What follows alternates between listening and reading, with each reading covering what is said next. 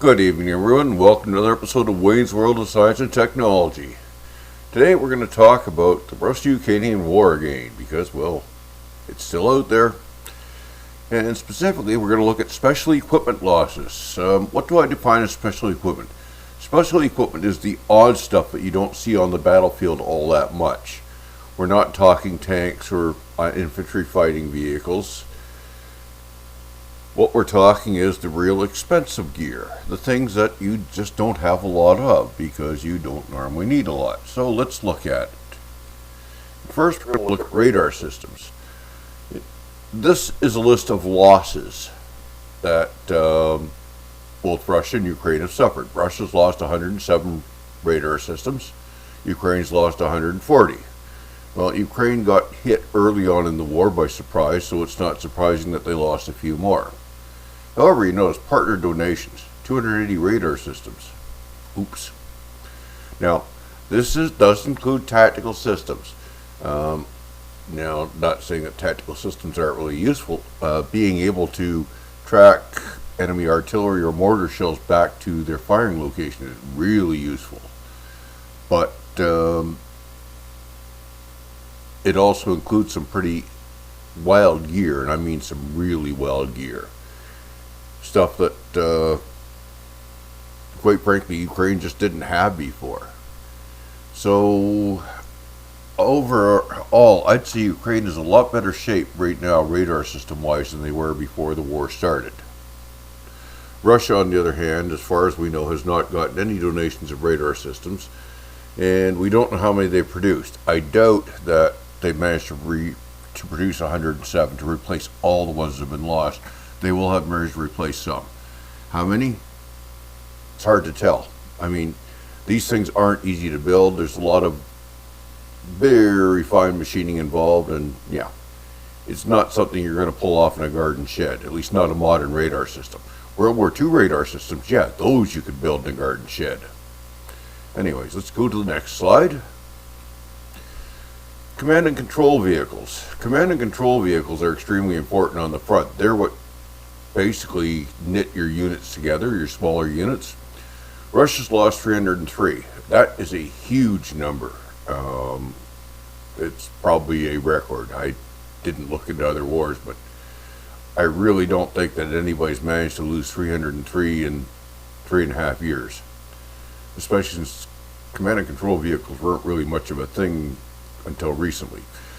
Ukraine has lost 61, which is not good. They had a lot less to start with. However, they've received 10 donations from partners. And they've also apparently, and this is based on anecdotal evidence, been using alternative communication methods. Now, when we say alternative communication methods, it looks like they basically said, okay, we don't have command and control, so what we're going to do is we're going to give everybody the artillery regiments WhatsApp page or something like that. Yeah, they've been doing some really strange things, and apparently it's been working. Comparison 3, surface-to-air missile systems, including short range. Now, I said including short range. This includes the doesn't include man-portable, but it does include stuff like a book or basically anything that isn't strictly cannon-based. If it's got missiles on it, it's considered surface-to-air missile system. Russia has lost 342. Ukraine has lost 172, but they received 125 in donations. Now, some of the donations, like the Patriot and the NASAMS, are probably the best systems you will get in the world. Better than anything that Russia or China make. Now, better by how much? Well, okay. It's the old case of if your circular probability of error is 10 meters and their circular probability of error is 20 meters, but the blast fragmentation range is 50 meters, does it make any difference? So, well, I would rate them as probably more likely to succeed in taking down a missile I can't say that they'd be that much better. It's something that is debatable. Now, another thing about the Western systems that does make them different is that they've gone very heavily into the programmable mode. Some of the older Russian systems apparently weren't, so they may be harder to upgrade. I don't know. Again, this is stuff that I've gleaned from digging through the net, and you know how reliable the internet is. Yeah. And comparison 4, we'll look at fixed-wing aircraft. This includes strategic bombers. Russia has lost 163. Ukraine has lost 111, but not including strategic bombers since they didn't have any. However, Ukraine has received 81. Now, note that I said received.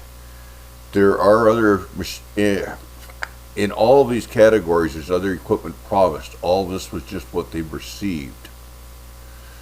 So Ukraine is actually in nearly as good a shape as they started because of the donations. Now, not as good, but nearly from the number of airframes. Also, another thing to consider here is that the donated aircraft don't have the heavy flight hours that the Ukrainian aircraft have. And that's another point I should have mentioned with all the other systems too.